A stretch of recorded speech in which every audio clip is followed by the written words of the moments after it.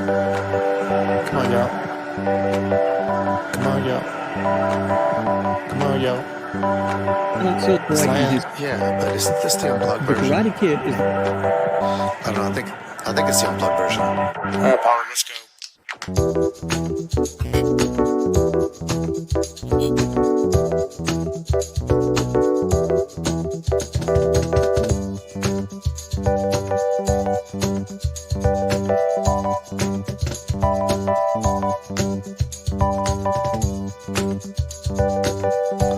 All right, listen, y'all.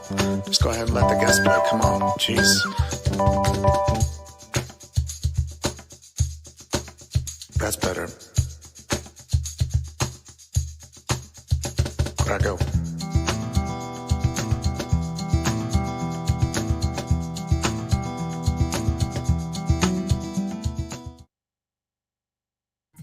The Karate Kid is the story of Daniel, a violent sociopath who moves to a California town and begins tormenting a local boy and his friends.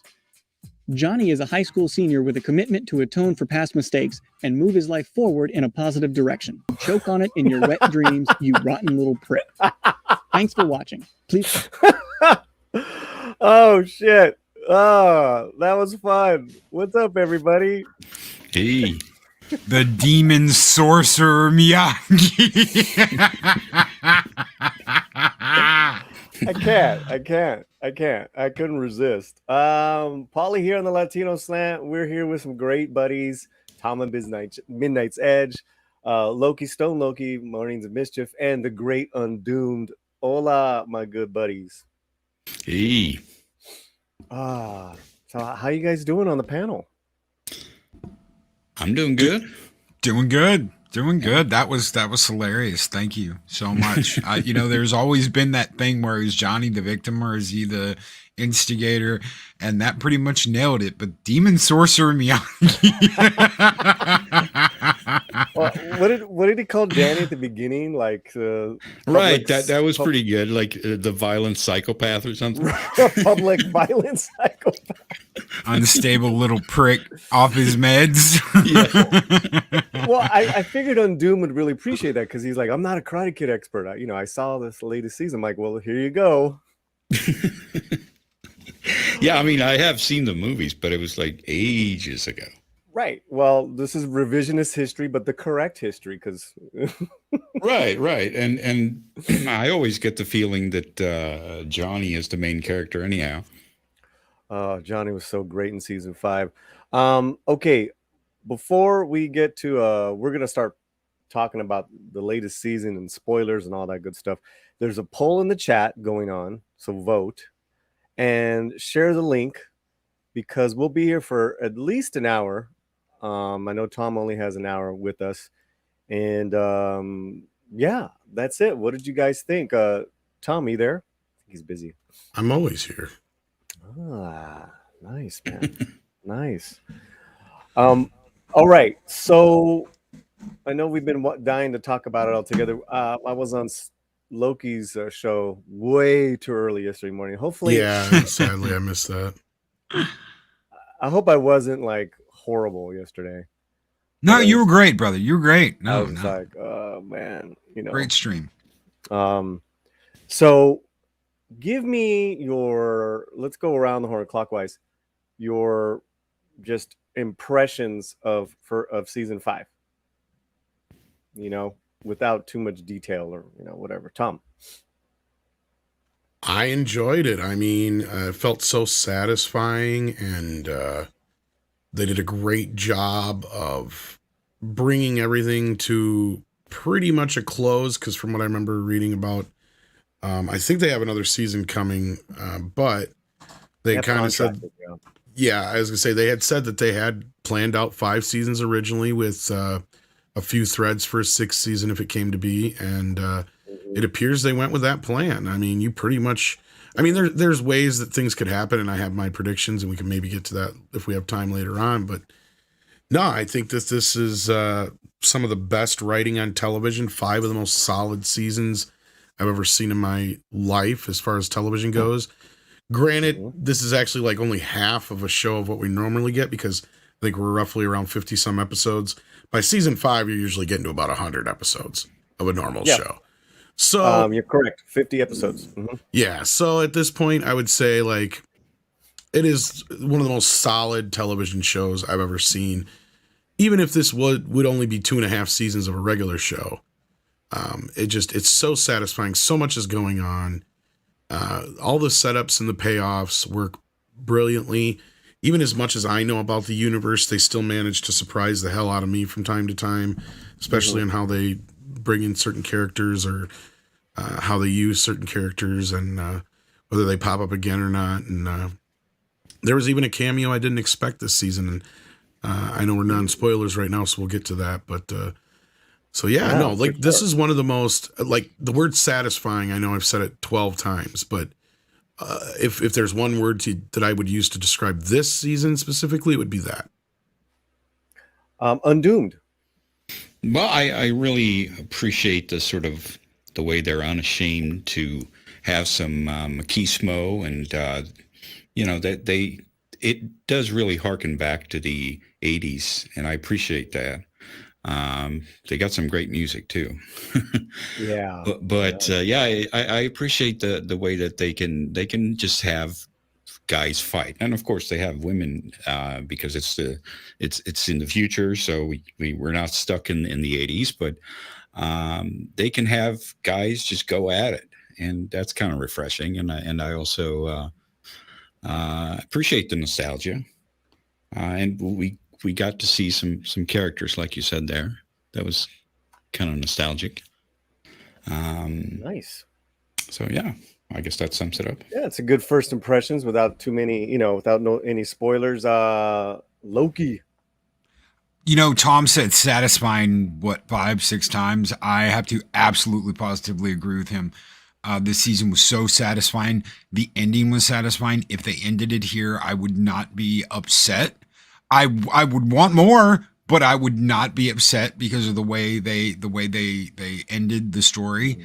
Mm-hmm. From what I understand, the only thing holding them back from filming is Netflix hasn't given them the thumbs up yet for season 6. If they don't do that, Netflix, they are already making moronic decisions and coming out with shows that lead nowhere. This is a very successful show. Netflix said in the beginning, before they ever shot a scene, Netflix said we don't want it, and YouTube Red picked it up, and YouTube Red ran with it, and it was so popular that Netflix was like, well, now we want it. And if they don't give us another season, it's just another nail in the Netflix coffin. I think it would be absolutely moronic not to get another season. Yeah, I don't know if you guys noticed. Some people are saying they haven't been doing a very good advertising this season. I don't know if you guys agree, but yeah, they just the last 2 days, people have been starting to say, "Hey, are these guys even advertising?" I'd agree with that because I haven't seen anything. I was like, you told me, Paulie, like a couple of days ago, have you seen the new season? I was like, no, I haven't even heard of it. Wow. I'm sure in previous seasons we had Twitter. We had stuff going out on Twitter from official accounts. Okay, let's hold that. This topic, because I want to bring in our other homie to get his first impressions. Then I want to go back to this because I think this is important. Late, but never, last in our hearts. It is the script doctor making his triumphant return to the Let's dressed appropriately. Yeah, sorry I was late, guys. 1, I couldn't find my gi, and 2, I had a heck of a time trying to get StreamYards to load in for me. So I'm glad I'm here. As you probably surmise, I dig Cobra Kai and really enjoyed season 5. Fun fact is that a lot of the cast in their promotional release are talking about, implying that there's going to be a 6th season, but we still haven't gotten confirmation yet from Netflix. So they've been told, at least by the creators, that they have more to tell. So which season was it that Netflix took over? Season 3 is when they took over, technically. Yeah. Okay. But because YouTube Red filmed it, but Netflix purchased season 3, and then Netflix kind of funded 4 and 5 on their own. Right. But can we all admire just your ripped arms, man? Well, you've been lifting, bro. Oh yeah. Do a lot of lifting. Tomorrow's a dumbbell arm day. Actually, today was chest day. So today's kick-ass day. That's And right. Magitech Mags gave us an earlier super chat of a Shiba Inu, I think smiling and laughing, all the good stuff. Thank you, sweetheart. Thank you so much. And she's a member of the channel. Mags, you and everyone in the chat deserves our uncle's attention. Here you go.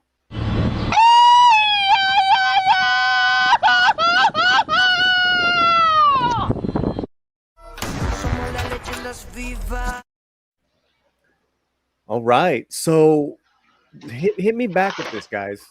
Tom and Loki. Let's just talk about the lack of marketing. What's your theories? What's your theories here, guys? I didn't even know there was a lack of marketing until I started seeing people talk about it, because I don't really pay attention to that stuff. I don't have regular television. I mean, unless I see ads on YouTube or ads anywhere else. I mean, and I guess I didn't really pay attention to the fact that I hadn't really seen a lot of ads. And outside of what Script was saying with, you know, the actors out promoting a few things here and there. And yeah, I've seen a few things pop up from time to time, but not nearly to the amount that we did for the last couple seasons. Which I don't know what the deal is with this, because it felt like Netflix was so gung-ho on rushing this season out that I can't believe they're not boasting it better. And it almost feels like they decided at the last minute not to split it like they were planning to, probably, because I don't know if you guys noticed or not, but between episodes 6 and 7 feels like there is meant to be a break. Because the way that episode starts on episode 7, it feels like we're coming back from a little bit of a break, kind of like they did with Stranger Things. And, is that when Danny was like kind of on the bender, and then he sees Johnny Lawrence for the first time? Is that in number 7? I can't remember. I think so, but it starts out with like a montage, and it was like, okay, that's a weird montage, and it leaves off with a bit of a kind of like cliffhanger per se. Let me see here where it says here. Yeah, I'm looking right now. Okay, yeah, go ahead. Doomed. Sorry, Doomed, you're going to say something? No, I was just going to say that. Yeah, I remember that it was weird because just one episode had like a previously on or something like that. Right? Not to get too spoilery, at the end of episode 6 is where Daniel decides what he's going to do about Miyagi-Do. And then when we open up the next episode, it's a bunch of montages of the Cobra Kai kids messing with the Miyagi-Do kids, if you'll remember. Do you think Netflix has decided to can this, and that's why they're not doing any? That's why they're not. I can't imagine they'd can this. I mean, this is one of the biggest shows. I can't either. I cannot either. I mean, I think it's two things. I think the Wokosos that are still maybe running the marketing department, some of them you're like, oh, fuck that show. And some of them are just like, fuck that show, because you know they're really it's gonna be a big hit. Oh my God. Let's go pay attention to other shows. Maybe that's it. Maybe they knew that the show had so much momentum that they decided to back off on the budget for marketing. I mean, because Netflix, we know, is hurting right now a little bit. I mean, they maybe were looking for some places to cut some funding, and they're like, well, we don't need to promote Cobra Kai because everybody's going to watch it anyway, maybe. Why not delay the second half of the season? That doesn't make any sense to me. That was the weird thing, because they've been doing that lately, and it feels like it was meant to have a break there.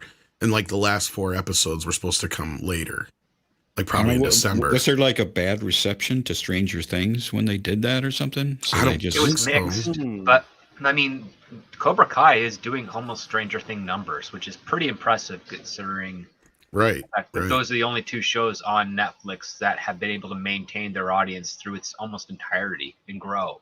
Right. You're some of the other absolutely shows right. that their flagships did not do that. They dropped off after season 2 and 3. No, I think you're onto something, because when the episode came out, let me get rid of that. When season 4 came out last Christmas, or was it January? It was the only thing. It was the huge hit, another hit season. Then you had Stranger Things, 2 parts. Then right now we're in the middle of so much new television on streamers that, you know, maybe they just had confidence that Cobra Kai is going to excel. We really don't need it. The show really speaks for itself. The team is marketing, the actors are marketing the hell out of it. Let's just kick back, because remember what we've been complaining about is all the Wokoso, marketing from all the other shows. Rings of Power, House of Dragons a little bit, She-Hulk a lot. So I don't know, Script, what do you think? I just think there's a lot of traffic right now. Maybe they're just like, let's let the work speak for itself. That could be a possibility. I think they're probably, because this year is a bookended Cobra Kai year. It opened in January with season 4. It's closing up before the fall with season 5. They're doing a bunch of Google is actually doing a lot of advertising for the show. It's pronounced goggle. Oh my God. Sorry, Script, I stepped over the last thing you said there. Well, they're doing all those questions like what was it? The Johnny, Zolo, and the other kid. They did like the Ask Me Anything type of stuff, like live feed. Oh, I didn't see those. Those are circulating around. I saw that pop up. They have you're right, massive social media presence. It's far more on the social media side of things. Yeah. Sadly, I've not seen any billboards or posters or anything on in physical form for Netflix to be advertising this, which is kind of weird. Because I mean, this is like the rare opportunity where you're getting 2 seasons of a show in the same year, same calendar year. Yeah, is there any billboards down in LA or anything, Paulie, or anybody else in the chat that might be from bigger city that might have seen any? I was curious. Yeah, I was just thinking. As soon as Script said that, I haven't been paying attention to billboards this is what I can tell you is the billboards in LA are site specific to creators and actors on their routes to their houses. That's how fucking full of shit these guys are. We have to make sure said actors got that. They're going to see them on their way home. Yeah, you're not wrong. I know exactly I'm what not you're talking wrong. about. Yeah. Dude, I'm not wrong. So I'm going to look around and maybe I'll do a follow-up on that because I haven't been paying attention to that stuff. We should probably actually get into the actual show itself, I suppose, huh? Yeah, let's do that. And then let's put up the actual spoilers, guys. We're going to be talking about season 5 now. I can't believe that Daniel is actually Robbie's father. Oh, man. Or that Miguel is actually not Latino. No, he's actually Chinese. We did not know this. Okay. No, Tom? we're kidding, of course. Oh, let's go with you, Tom. Give us your spoilerifics, takes of season 5. Oh my fucking God. Like That's a tall order. Oh man, like this is intensity times 10. Like I think I described this season, we've said satisfying several times, but I think my first reaction was this season is one just long orgasm. Like it is just one long fucking orgasm through the whole thing because you're just like on edge the whole fucking time and you're enjoying yourself. You're literally on the edge of my seat more times than I can count. And again, like bringing in certain characters I never thought in a million years they would. What's her face from part 3, and I just forgot her fucking name. Jesus Christ. Was it Julie? No, it's not Julie. That's the other girl's name. Some shit. Jesus. I'll get it right now. I know her name too. Damn it, Sam is the daughter. Robin Lively, Jessica, thank you. Robin Lively's character. The only thing I said they should have done, there was a missed opportunity there in the bar fight scene. And only a few people are going to get this joke, but it'd be a very deep cut, funny joke. They should have had all the girls that were fucking with them played by the TGIF girls. Like Sabrina the Teenage Witch and shit like that. Because for those who don't know, Jessica, the chick who played her big other Robin Lively's other big movie was the Teenage Witch movie from the 80s. So I thought it would have been funny if just they had a bunch of the other girls in the same kind of time period that were famous, like be in that bar scene fucking with her. But no, like it was great to see her in there. How they connected her character with being the one that introduced Daniel to his wife was brilliant. Again, they found a way to bring a character in that shouldn't even fucking be there, but yet they found a way to bring her in and make it seem natural. I mean, Kreese being all his stuff in jail was just, this is one of the rare times, again, this show has done it twice now, where you, to me, the only way to kill a show is to send the star to jail. Happened to Weeds, happened to My Name is Earl. Like, that's always a killer for a show. But in this show, they've managed to do it twice now, and it's still great. And both of those seasons are really good. Like when we got Robbie and Juvie, and now we've got Kreese in jail. Two very interesting storylines that they're able to meld in perfectly with what else is going on in the rest of the world without it being a distraction. Terry just amps it up to the nth degree, and his whole big plan that we've never known until recently. Like, it makes complete sense, right? It completely fits in with who he is, what he would do. It doesn't feel convoluted because it is something they just made up for this. Let's be real. This was never part of the original motivation, but it makes complete fucking sense. I love the new characters they brought in. Chosen shines above all in this season. He's slowly becoming the new Miyagi. It's fucking brilliant how they're working him into that role. Just the kids got a chance to shine here. A few kids that we haven't seen in a while, you know, also got their moment in the sun. I know you were upset that Sholo kind of got pushed to the side, you know, a little bit in the last season, Paulie, but here he got more of a chance to really, and I know that's part of the reason why. I know you're not a fan of season 4, and I've started to figure out that's part of the reason why, but it's understandable. Well, we can talk about that later, but my point is he really got the opportunity to really shine here, and the show reminds us that he was, you know, one of the catalysts for the show to begin with. And Daniel, again, we get to see another side of Daniel, seeing him at his lowest points, even lower than he's been before, and then just how they reincorporate. And I loved how Johnny took the road of, I'm growing up, I'm turning my back on all this shit.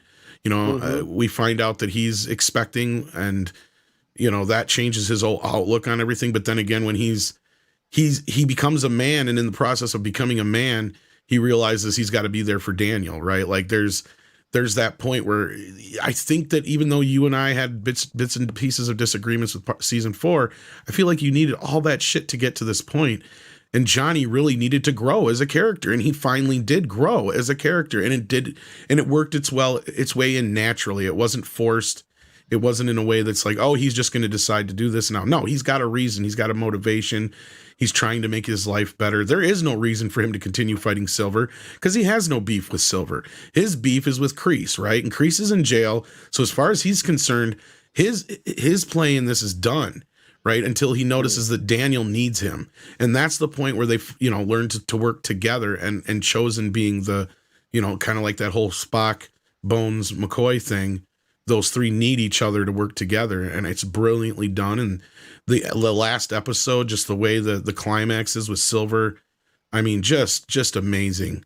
I was on the edge of my seat thinking, oh shit, is Chosen dead, you know, and all this stuff. But like, they did a really good job of wrapping it up. Sure, I've got a few minor quibbles with a few things here and there, but I mean, my main gripe was a technical gripe. And I think a few of you guys might agree. It was like, why use the deep fake in the scene where Kreese is facing his past demons? And then you have a flashback scene set 4 years before Karate Kid. And I get it. You want to bring the young actors back that played young Kreese and young Silver.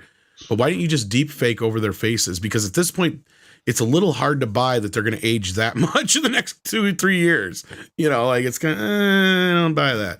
So that was my only gripe. I bet Chinook could fix that. If that's his name. Exactly. That was my only gripe with the season, really, overall. Undoomed. Give us your some more deeper thoughts, because I know you're fresh from just seeing it, which is good. Yeah, Tom Connors went pretty much over everything here. I don't know. I would like to point out that I really like the Japanese lady, or what was her name? The granddaughter of the I think she's the Korean. Yeah, she's the Korean one. Because what we got, Kim. Her name's Kim. Yeah. Right, Yeah. Korean. That makes more sense with her last name. I remember it sounded Korean. Yeah, I mean, she was pretty cool. Great character. Yeah, she was pretty nice addition there. And I liked some of the humor that Johnny brings with him trying to be a Uber driver, and Smells like beer I'm because here to there's pick beer up- in here, you asshole. yeah, and the first episode, like, yeah, I'm gonna shove this surfboard so far up your ass, your friends are gonna surf you. I just fucking lost it at that. Adios, dickheads. No, I loved it when he bought the little Chihuahua. He's like, don't say shit because they made it. It's not racist. Hey, that Chihuahua stays in his car the whole time, like the whole show season. Yeah, There's some Mexican Cokes. They're just Cokes, Dad. Just some chicharrons. Yeah. yeah. It was. It's great when they throw in some nice humor like that. Mhm. Yeah, Chosen. I loved him. He was great. What else can we point out? Yeah, I mean, I'm sure more will come back to you, but I love the think, safe like you room. That said- was hilarious. yeah, I think like what Undoom, what like Undoom said is that these guys aren't afraid to be a little offensive, a little stupid, yeah. and tug on the heartstrings. Yeah. Exactly. What show does that right nowadays? No, everything is so politically correct and polished and basically just propaganda. So yeah. The Great Stone Loki. What you got, brother? Come on. I watched Karate Kid when I was a little kid. I loved the original Karate Kid. I loved the second one even more than that. The one with Chosen in it. Growing up watching these movies, you would think that all I'd care about is the OG stars from the movies. No, man, you got Miguel, who's kicking ass and taking names. You got Robbie, who's kicking just as much ass. You've got Tori, who kicked major ass last season and was like the freaking girl Terminator. I would be so sold on a female Terminator if Peyton List was playing it. I'm totally cool with that. You got Eli, Hawk. Oh, yeah. You got the Hawk. Samantha's kick ass. I love Samantha. You've got the geeky fun guys, Dimitri and Anthony. You've got Kenny, who's pissed and wants revenge on Anthony. You've got all these things. You got Kyla Park coming back. You've got all these new actors, all these young actors that are kicking ass and taking names just as much as the adults. You're getting to learn about these characters. Their characters are growing. They have growth each season. They are adapting. They are evolving. And that speaks just as much as Daniel and Johnny learning and evolving and changing while maintaining who they are at their core. That is excellent writing. And that's why I said earlier, Paulie, if they leave it here, I'm totally okay with it. Would I love another season? Hell yes. This show has been absolutely kick-ass from start to finish. But if they do leave it here, I'm okay with that. I am. Great. And that's a good segue as far as writing. Script Doctor. Dude, one of the only big problem that Cobra Kai has had is that they do these relationship resets in every season, and they usually do them past like episode 5 or 6. And it's kind of like, okay, you're kind of beating a dead horse. But here, what they did was they said, okay, we're going to do one last relationship reset, but we're going to do it as early as possible, because what we do know is that we want these certain characters to have things kind of stabilized for them. So the relationship reset between Miguel and Samantha happened really early, and I liked the way that they did it, because it didn't feel so, oh, we have to do this now because we have to restart everything for the next season. It's like, no, we're getting this out of the way as early as possible so that they can go through this emotional journey and then reconnect towards the end. My favorite relationship aspect was between Robbie and Miguel. I loved the fact that they were able to like get over their issues in this one. It was done in a very intense way. Because but it was totally supervised. It was totally supervised. Well, it was also like the first time where I guess Johnny realized how much of a father figure he is to both these kids as well. Because and it's also the point where he realizes Daniel is not just a dickhole too. Yeah, there's that too. Ouch. Table here. But yeah, like I like the fact that he was so desperate to get these guys to like each other because they're essentially going to have a shared sibling and they're going to be a big family. And when they brought it back, Dioria Bard, who plays Robbie's mom, and she just like knew everything about what Johnny was going through, and within the first 5 seconds, it's like, yep, they've been together for a while, even after Robbie's birth and whatnot. And we've got the whole. It's like a second chance for Johnny, but at the same time, it's also he can use this second chance to make things right with his voice. And I really, really like that motivation for him. What they put Russo through was great. They've almost reversed the Johnny and Daniel roles in this season in a way. Again, like they flip-flopped just them in again. that first half, and then they came full circle right into balance. Macho did a great job, man. He was like looking like shit in the middle of the season. Oh, dude, yeah, he was falling apart a lot. Falling apart, yeah. His wife, I think her name's Miranda, isn't it? Or yeah, I think so. Miranda, when she just got fed up with the Terry Silver stuff, and then goes talking to her cousin, which again, Tom, brilliant. I agree. Amanda, sorry. A brilliant connection is to the fact that Amanda was going out to LA. She's like, yeah, look up Daniel LaRusso. He's a good kid. They're just cousins, and she's like, yeah, she's going out there. She's going to be alone. I know this guy out there. He's a nice guy. He won't hit on you because he didn't hit on me. and then things of course changed. But regardless of that, I love the part in the bar scene where she's like, yeah, this Terry Silver, and she's just like, oh God, he's back? What the hell? Yeah. And she's like, her family is telling her, you don't understand this guy. Like, you should understand why Daniel has got this beef with him. And then that and I love the fact that it was done through family and it felt far more organic than forced. Because you can totally see, like, oh yeah, you have these two cousins that are pretty much as close as sisters, it seems like, kind of like the Dukes of Hazzard, cousins closer than brothers. And as they're doing their thing at the bar, and she's getting reminded of her past drama by those girls, you just totally understand that. Yes, Amanda and Danny are very much alike in a very, very different aspect. They're very parallel, and you understand why. Well, they did a good job of also showing that, their little tiff they had in that bar wasn't shit. And it's still going 20 years later or 10 years later, right? Or 20 years later. It'd be like almost 30 years later, technically. Yeah, at this point. Yeah, or whatever. I'm trying to do the math in my head here. Yeah. And then she realizes, oh shit, like this was just some little stupid thing from high school. And then she realizes all the shit that Daniel went through now. Like it helps the character accept the absurdity of the whole thing. Oh, and Terry Silver's motivation. I love how they retroactively put that in there. They took the teacher that you thought he made up in Karate Kid 3, and they actually gave a lore to him. And then they're like, right. It's a martial arts that is very controversial, and it's not known well, and it's not even accepted among the martial arts community. And Terry Silver is so aghast by this. He's like, well, I'm going to use my resources to make the whole world know about this type of fighting because it deserves to know. Oh, and you know what I really... That's great. That's great. You know what I really loved? Speaking of that, is like when they intercut between young Silver explaining his fighting tactics while Daniel was using it against him. Quicksilver method, yeah. Yeah.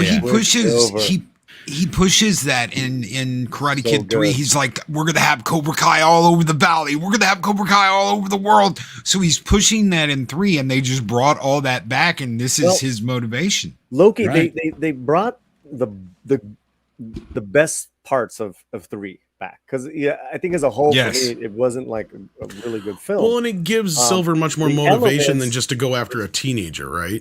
Right. Well, yeah. But I'm just saying, like, it was masterful how they wove all the best elements of 3 into this. So I'm like, wondering if they're going to do that with Julie coming up, if they're going to do that. Let me do a couple things before we continue talking. Thank you guys for being here. We have a great chat, and keep on saying hello. I can't get to everybody because I'm running all this by myself. I know there's some mods in there. Do me a favor, mods. Just keep sharing everyone's links here in that are on the panel. Mike Aldridge for $5. Just tuning in. I love season 5. Chosen's arc was amazing. Can't wait for season 6. Chosen was incredible, Tom. I Incredible. love Chosen. And my favorite scene with him is where they have the little callback to Miyagi, and he's like, "Make one mistake. Should have brought you with me. Okay, see you when I get back. Bye-bye." Fucking brilliant. Don't get blood on my sofa. It's very expensive. I love the fact that he's like, wait, he's not a bad guy? And he's like, why? And then they cut to all of those employees that have been beaten up into the back of the Oh my god. That was the Mike so Barnes. good. I love the fact that the Mike Barnes stuff Yes. was completely against what you would expect type. We was all thought wonderfully differently. done. Correct. Here's the thing. I knew that they were probably going to pull that twist. I did not expect him to show back up, though. At least not in the way he did. That would have been disappointing if he didn't. Yes. Not the way he did, though. I wasn't quite sure where he was going to pop back. I'm like, is he going to be on Terry's side now? Was he bribed by Terry in some way, and this is all another setup by Terry? Or is he going to be on Daniel and Johnny's side? And I was hoping for the latter, and it was. But just the way it played out was so fucking brilliantly. And it's so Mike Barnes, too. It was just perfect. Oh, yeah, the limo heist was great. That's totally Mike Barnes. Well, not only that, they played into it like, he's on something and whatever. And they even brought in the idea because, the real actor in real life, had a rough go of it for a while. So they kind of brought that into his character. And so they didn't even, deny that aspect of him because it really was like he was almost playing himself in that first movie he was in. He was just being mean is all, I mean, he was a karate champion and all that shit. That's why he got the job. He was exactly what they were looking for. So let me pay the bills one more time. Mr. Tickle Trunk gifted 10 slant memberships. That's a lot. That we don't have we start our memberships a little higher as far as a monthly. And wow, thank you so much, Mr. Tickle Trunk. That's amazing. That means a lot. Yeah, that is incredible. Let's play it. We'll play a little bit of this for you. Here we go. Mexican Americans don't like to just get into gang fights. They like flowers and music and white girls named Debbie too. Mexican Americans are named Chata and Chela and Chema and have a son-in-law named Jeff. Or Johnny. And Chato and Paul Chato. Cholo. Fantastic. Yes, thank you guys. Thank you so much, Sandra, for that. Follow Tom, follow all these guys. Brian McCann, Cobra Kai is hoping for 10 seasons at least. I think that's 2 seasons too many. I could see this being a solid 8 seasons because you could then do, say, 2 seasons that draw upon the lore of the next Karate Kid, the Hilary Swank stuff. Yeah. Because it seems like we've got 2 seasons that represent one movie with a little bit of bleed over to the next. And because 4 and 5 are clearly very much about season about the third film. Just like the second season and the third season kind of bled into the second film. You're right. Yeah. Yeah, and then the 4th season and 5th season kind of have a little bit of the second film and a lot more of the third, and then this one's solely the third film lore, and then next season would be a little bit of third into the 4th and film, and then you'd have one more season after that, or maybe 2 more. And I think you're right, Script, and this is where I can probably throw out my predictions real quick of what's going to happen because you have Terry Silver in jail, but he's fucking rich. He's not going to be there forever. Okay. Kreese now is free, but the problem is he's a wanted fugitive. So there's only one of 2 things you can do with Kreese. And that is have him on the run and just show up when they get overseas and he's able to find a way over there. Or you have a final thing with him and Johnny, because they did kind of give that moment where he clearly does feel guilty for all the shit that he's done. And he's doing it all over again with Tori, right? Yeah. So I have a feeling there may be some kind of resolution with him and Johnny. And in that resolution now, what'll happen is Johnny will take back over Cobra Kai. So then you'll have the rivalry again between Daniel and him. I'm hoping that's not what's going to happen, but that might be one of the things that happens. I think they're going to come up with a new dojo that's probably going to be called Bonsai Do, because Bonsai is about the balance, and they were saying we balance. That's a good idea too. And they kept on showing the image of the bonsai tree, even though they wouldn't go with Miyagi Do or Eagle Fang.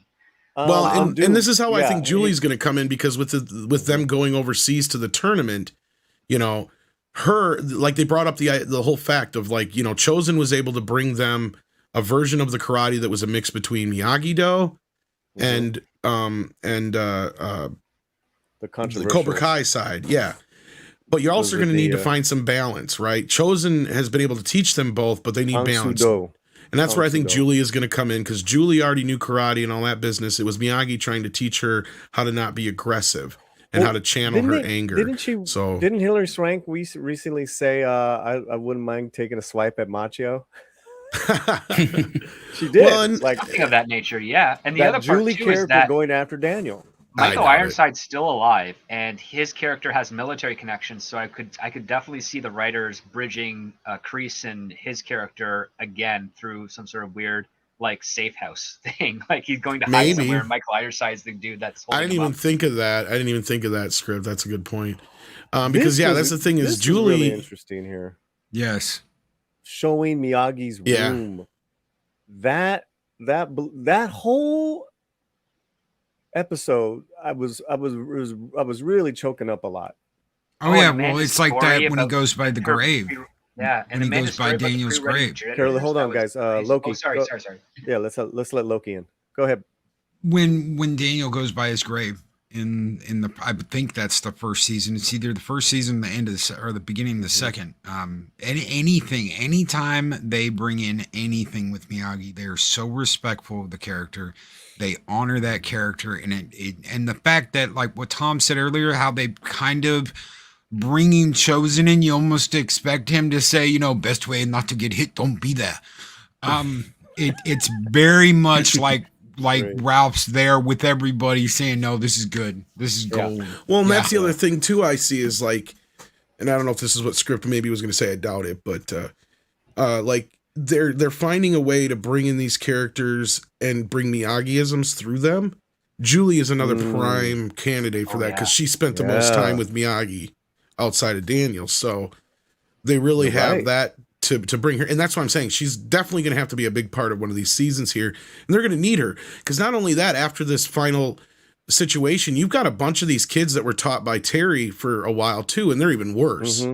Right. So now they're going to be coming over to the Miyagi-Do side of things. But I do like how their eyes were slowly being, you know. Well, and that's what I mean. So you're gonna have a bunch of kids coming over now. Thing. So yeah. Well, could you imagine if she did show up?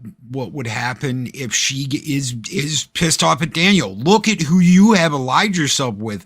You allied yourself with a former champion of Cobra Kai. You've allied yourself with Chosen, who tried to kill you. She could be pissed that he has sullied, you know, the name of Miyagi-Do, and she's there to defend it. I get what you're saying, but I don't see Julie going to that extent. I see her being as more of like I said, we're talking about the next Karate Kid. Yeah. Julie is. Chat.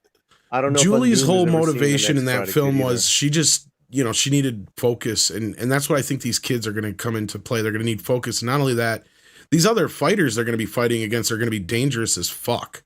Right, like they can even introduce Julie like she's hanging out at with the monks or something, right? What if she's a part of it? Yeah, that's like good. I mean, there's a lot of ways they can introduce her, but yeah, go ahead. Let's go back to season 5. Let's talk about the first couple episodes here of Miguel in Mexico, because both Loki and fucking Tom during the night, I don't know when it was, text me, "Are you watching this?" This is like, yes, I'm Johnny's Mexican. a fucking desperado.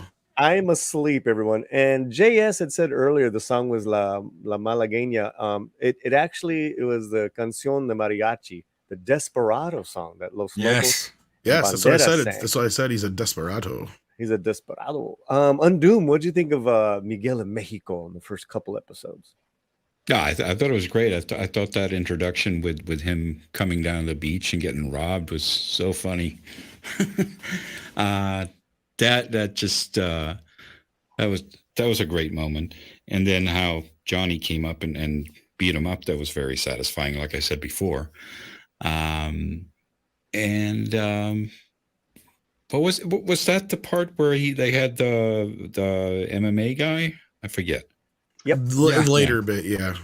Oh yeah, I love the fact that they got confused by the female body inspector shirts for the. Yeah. That's What's the other brilliant thing is how they about- made him work is more than just a joke script, right? Like, Yep. like Yeah. Oh my god, That was great. Yeah, there's 2 feds here. Yeah, sure. I got myself one too. got myself one, and then none of them at the MMA place bothered to read the back of the shirt or whatever it was. No, Yeah. but I especially loved again the chili pepper scene because I could tell at that moment where Robbie puts his hands together, it's like, okay, he's clearly swapped out the hot pepper for something else. Mhm. Because why would he do that? He's just being dramatic to distract. And then the guy that they're eating opposite of, again, he looks alien. That dude, like the top part of his forehead is caved in a little bit, and he's got like the side ridges like a Klingon. But man, was that like, it was cool and intense. And it was a fun like Russian roulette style thing. Right. It was What did you very guys think reminiscent of the scene in part 2 as well. What did you guys think On the bar of, scene, but yeah. of the bar scene? Yeah. What did you guys think of the handling of the father? I liked a it. lot of. I think there's more than a couple people in the chat that were disappointed. I with the didn't. Mexico stuff. I thought it was handled well because you have a situation where you can bring him back if you need to, but he's not such a terror that you have to address it again, right? Mhm. Like you can tell, and it's enough. It's a situation where Miguel, when he finally met his real dad and he saw who he was, he's clearly on the run. He's not the big, macho guy he used to be as far as, Right. the big bad, but he's still a bad person, right? Mhm. And He's the connected bad person, but he's still very easily fearful of authority. And Yeah. like you said, Yeah. he could come back if they do a season 6. He could show up and be like, he's come looking for him, figuring out who he is. He did his homework. He figured out who his mom was, made all the connections, and starts looking for Miguel. that's the thing is Obviously. it's a future possible threat, right? Like if the show does continue, that's the beauty of it. But it's not something that's so like you have to fucking address No, it. Or it's you gonna- don't have to address that at all if you don't want to. That's just if you have a brilliant idea as a writer, you could bring him back. But I would say that it's completely satisfying to leave it as it is otherwise. No, I thought it was well done. What are your Yeah. thoughts, guys, on the emergence of Sholo as this like young leading man? I don't know. I was really really impressed with his acting. He's this really season. taken more command this season, that's for sure. Yes. And again, that's part of the character's growth. He's becoming a man now. He's not just a kid anymore. He's no longer the Karate Kid. He's about to become Karate Man, and we'll probably see that if they get to explore him in more seasons, because he's clearly the leader and the stronger fighter. So he's going to be the one to beat when it comes to the tournament, because he had Robbie dead to rights in that fight. Like he's the one that pulled back. So, I mean, it's one of those things where they've done such a great job. Even Tori has become such a great 3-dimensional character compared to her 2-dimensional introduction, right?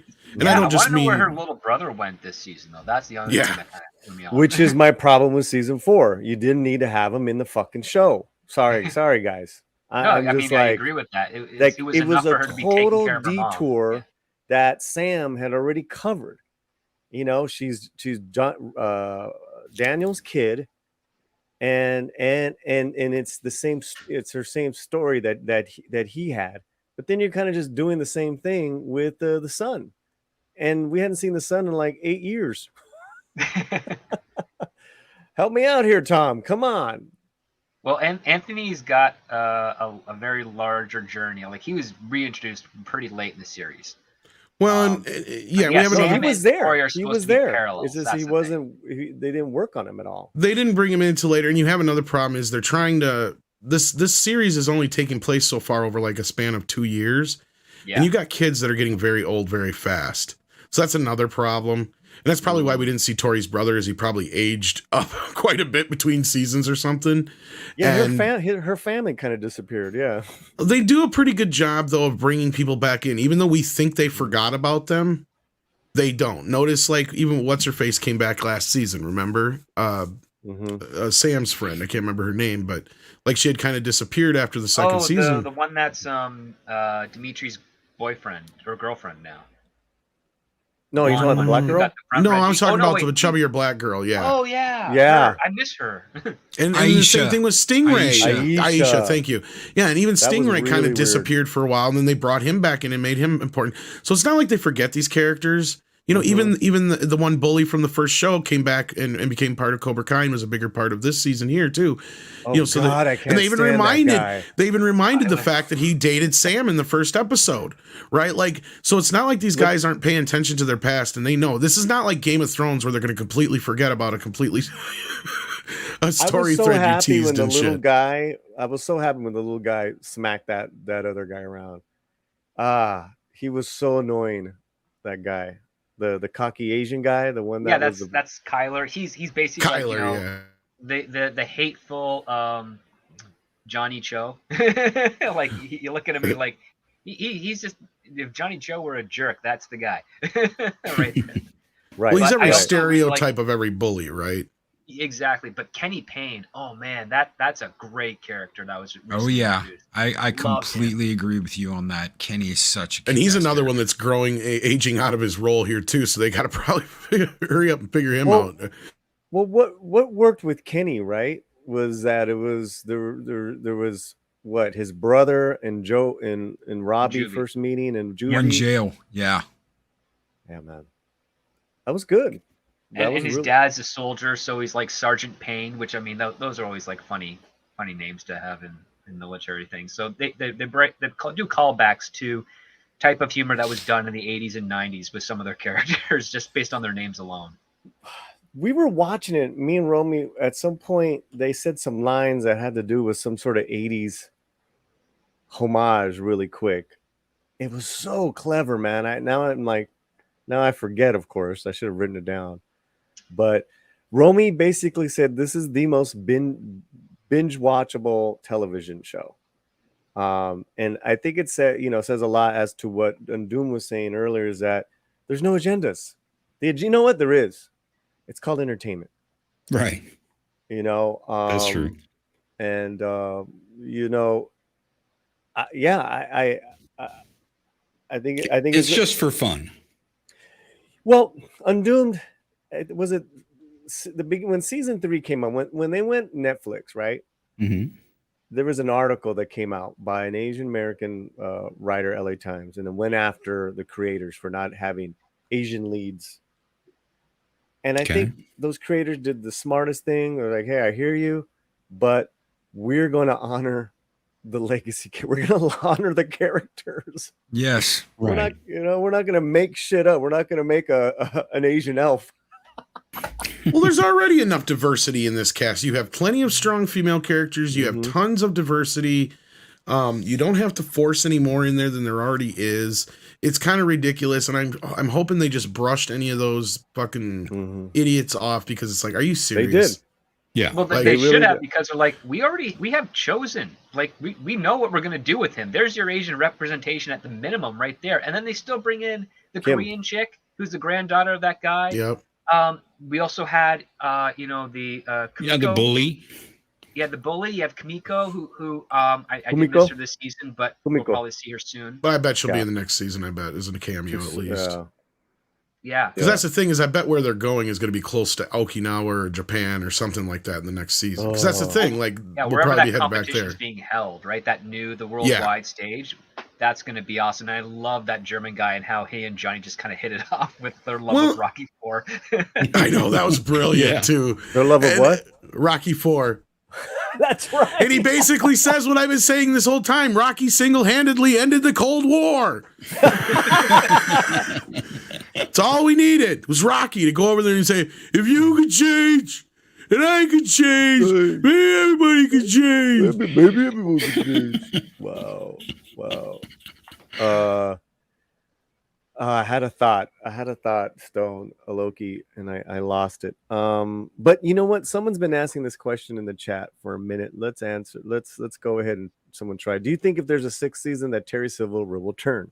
Brian Yes. keeps asking that. He is a member of the channel. Hey, Brian. There's no way you're going to keep Terry in jail for very long. He's got too many good lawyers. He didn't do that much. Mm-hmm. Well, look Assault what they ain't did. shit. Look what they did with Kreese. Kreese walking out of that jail. Anybody that says that never happened, no, that actually happened. Oh, yeah, that can happen easily. In 2007, an inmate took his custody whites, his custodian whites, dyed them green, got sent to medical, walked right out of medical with a badge, held that badge up at a picket office. They keyed him out, and he walked out of that building and was on the run for weeks. Not only that, Kreese was in jail, not prison. There's a big difference. Jail's a lot more lax in their security than prison is. I guess. Because I'll tell you this right now, in Wisconsin, it happens all the motherfucking time. Yeah. There ain't a fucking week that goes by that some dumb fuck gets out of jail like fucking just scoots out somehow exactly, and not even as elaborate as what Loki just fucking said. Basically, kind of how Kreese got out almost. Like Jello. You'd be fucking surprised how easy it is for these guys to slip through some of these people. It's almost as bad as Idiocracy. It's like, I'm supposed to be in the other line. Yeah, I'm getting out, not coming in. You idiot, get in the other line. I know what I wanted to say, guys.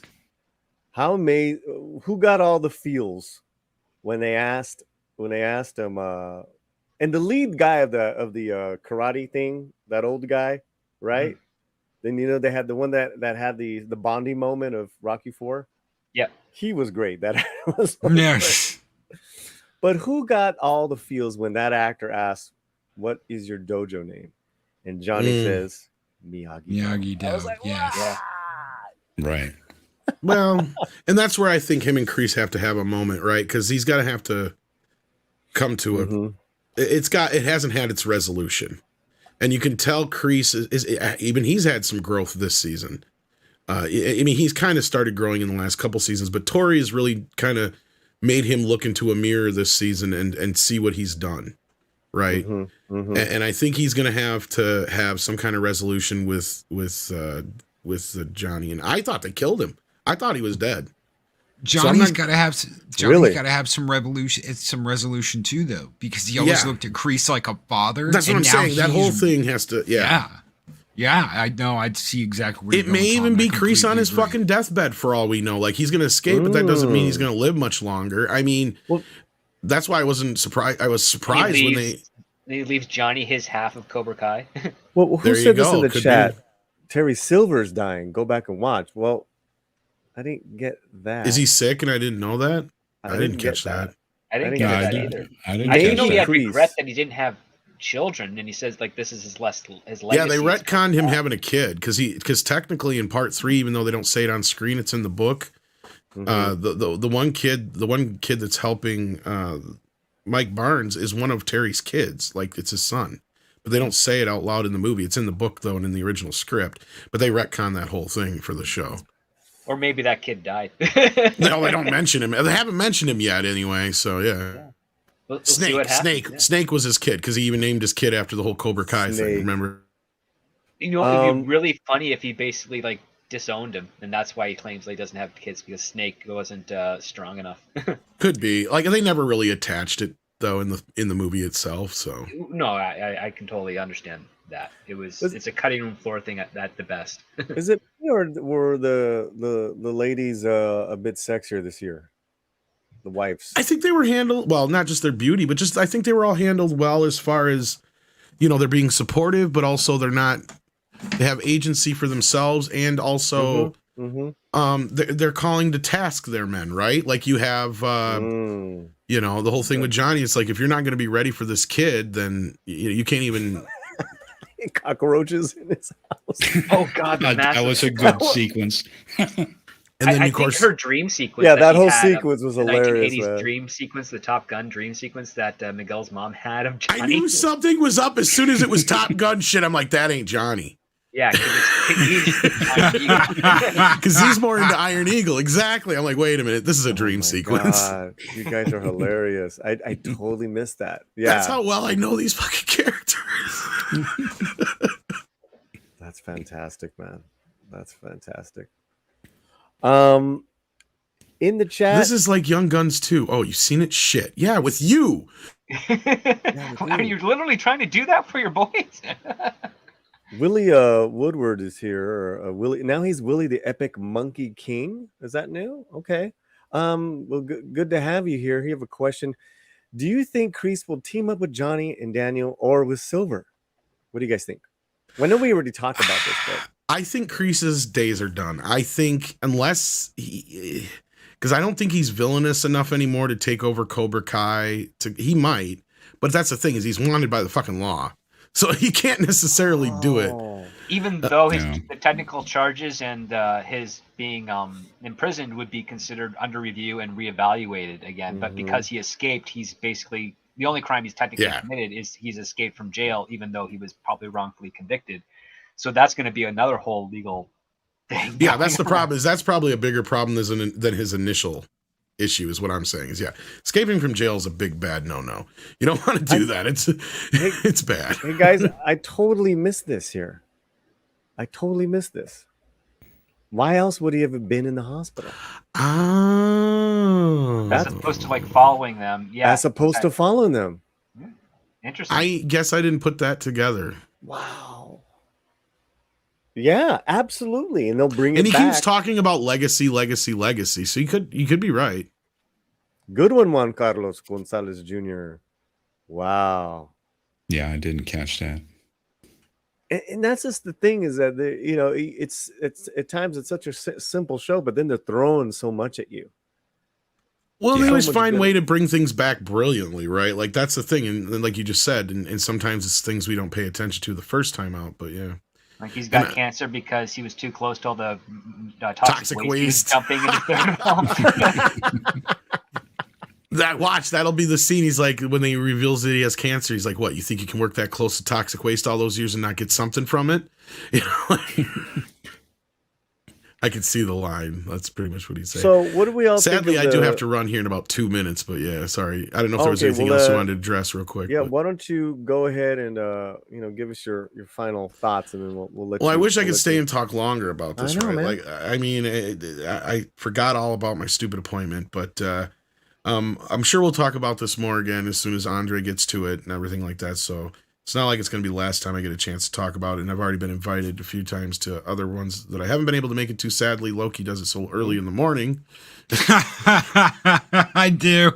I'm sorry. I You're mean, a morning early person, for you man, is so earlier for me. I know. I can't believe you made it. Like, holy crap! Like that's like 5 and 6 in the morning for you or something like 6 that. o'clock. Yeah, Yeah, that's all right. but no. Anything for Loki.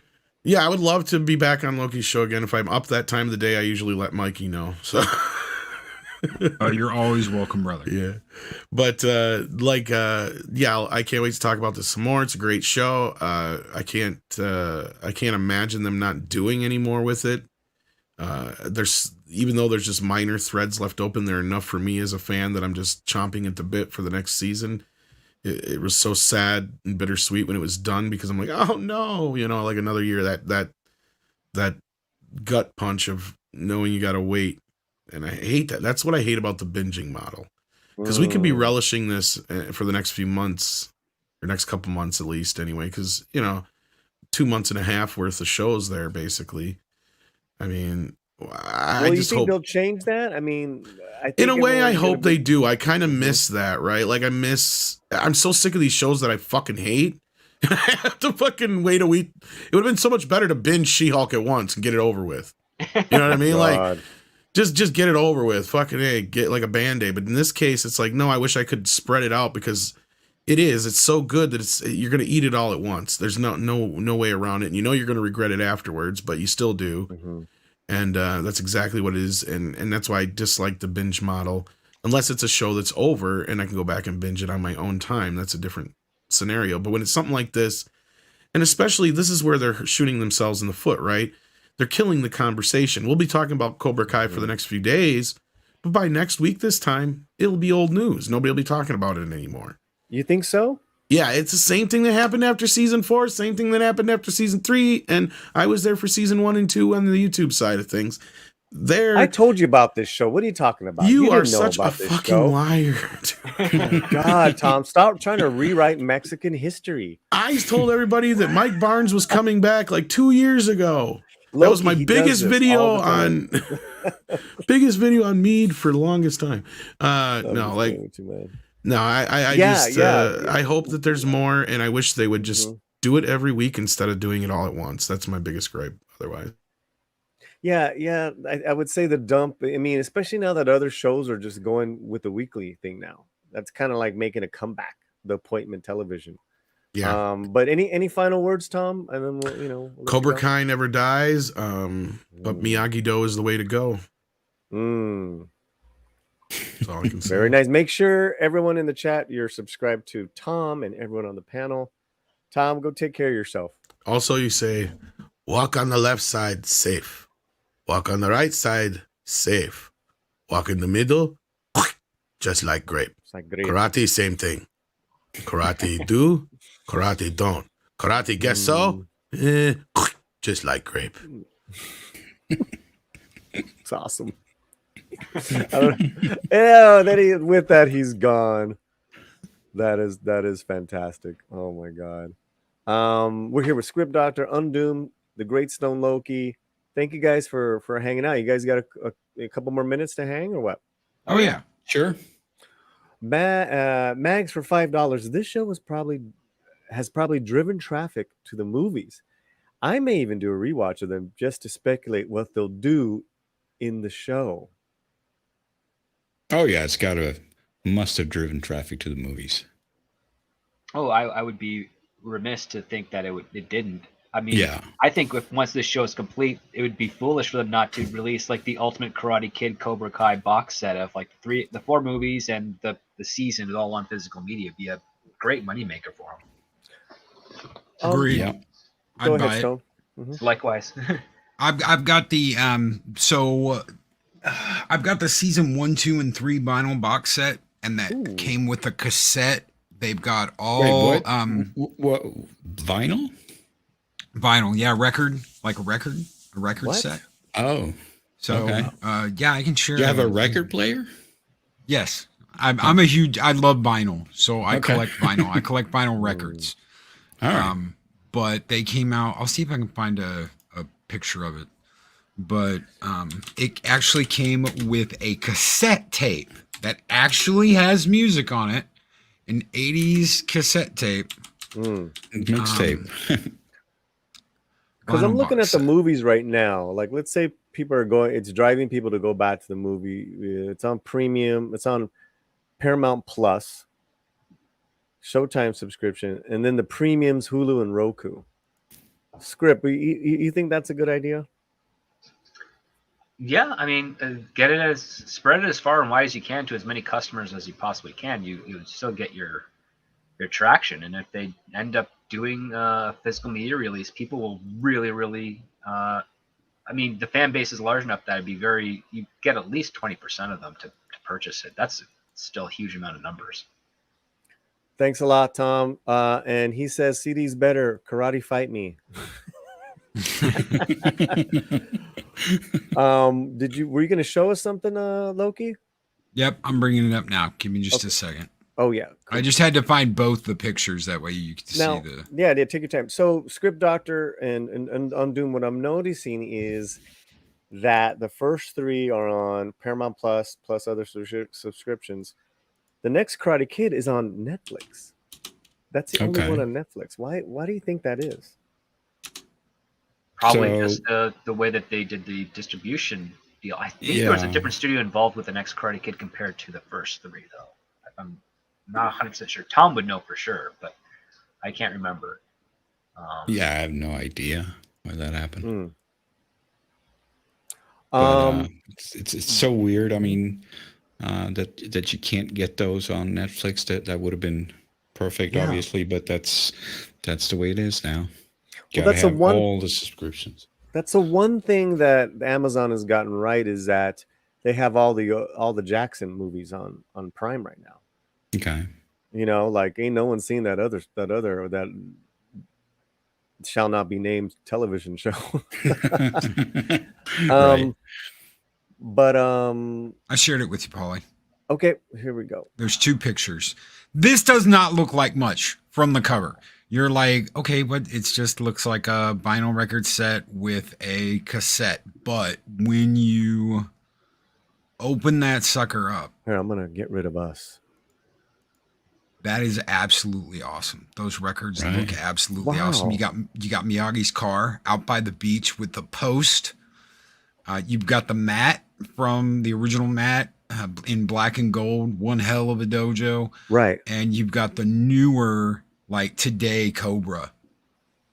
And Right. it's just awesome. Music from all 3 seasons. It does have some music callbacks on it from the original movies. So anything they played in the series in the first 3 seasons are on those records. Oh my God. So it's more of a soundtrack than a score. No, this is all score. This is Oh, not it's- this. This is not. Yeah, this Is is that, all the score. Okay. Conti or Goldsmith? I'm trying to remember who did the score. And Valiant Renegade and Tom are going back and forth in the chat. Valiant, let me send you a link. I don't know if you have time to come and give your 2 cents. I know you love who doesn't love Amanda LaRusso, best TV wife. The score was by Leo Byronberg and Zach Robinson. Well, why we're saying Conti in the chat? Maybe you're thinking of producers. But No, it says right on the front. I'll switch back to the second. Okay, hold on. I'm pretty sure it's Conti. Right up at the top left, that's who the score is by. Now, if they have like they've got stuff from the original Karate Kid, I'm sure that's like, they get the credit for that. But there's what they're saying is the score for season 1, 2, and 3 are these guys. Oh no! You're talking about the television show. I'm talking about the original movie. Oh yeah. This is just for the first 3 seasons of Cobra Kai. Yeah, okay. There's the confusion. I'm like, why do they have those names? No, the original.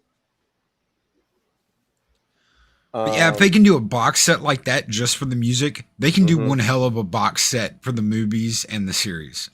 Yeah. Valiant. Oh, you're at the office. Okay, I did send you an invite, my friend.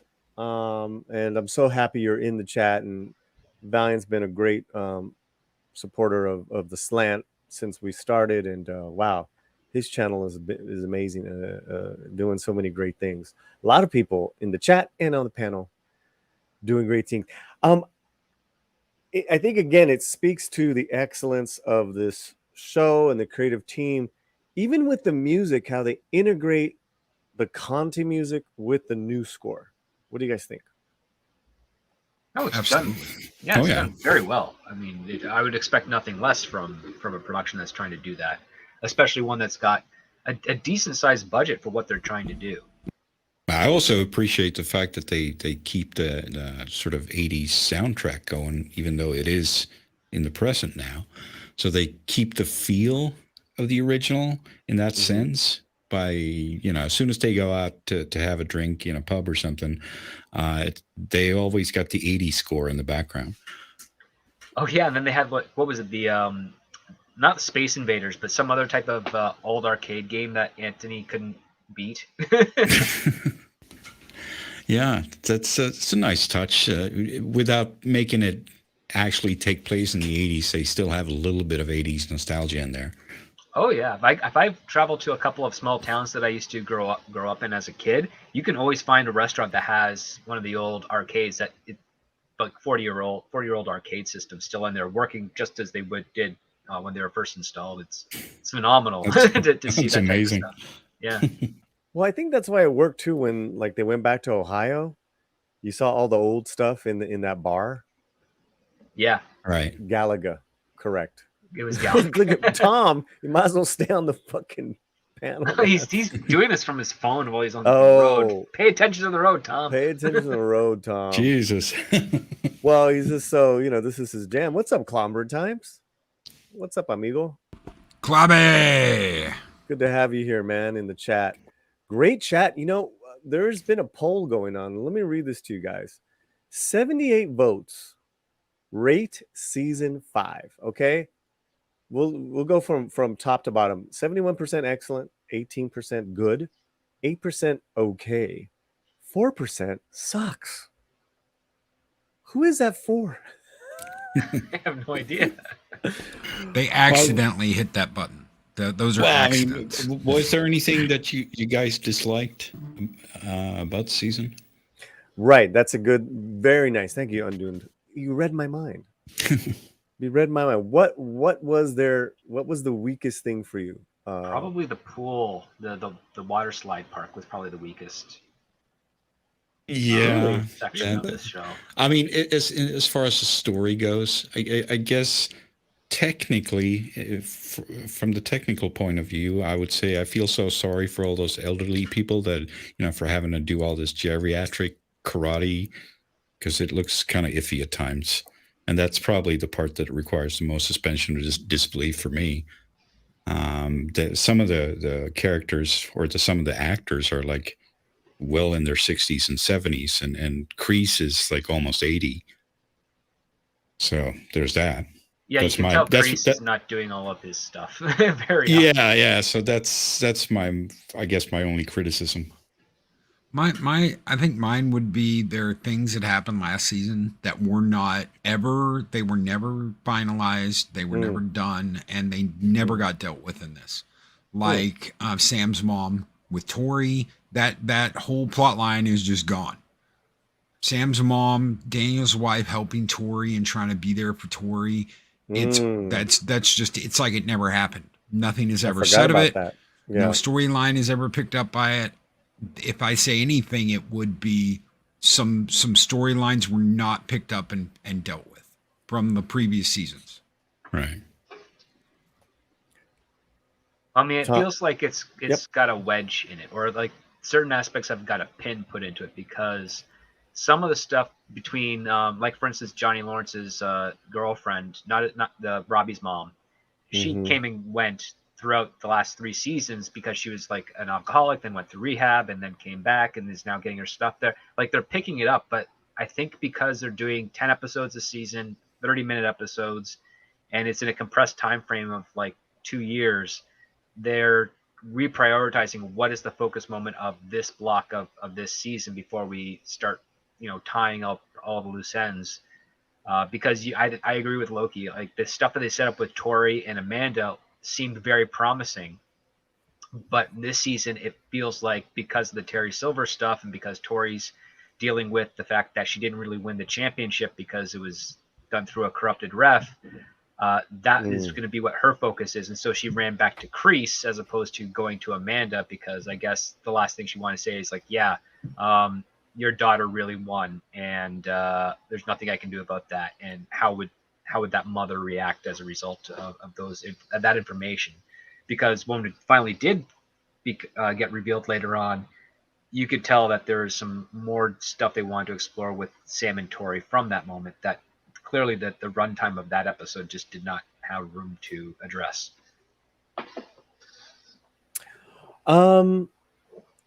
Listen, I'm nitpicking, right? Because this was such a vault up from season 4 for me. Season 4 is very easy for me to like tear apart. But I thought, all the important characters were back. Miguel and Sam, Robbie and Tori. Then the nerdy friends. I thought, and everyone had really good, own little side stories from Sam, and going to that day spa. You're like, why are we doing this? This is so stupid. But then she had that moment in that tub, that was great. That was really good. I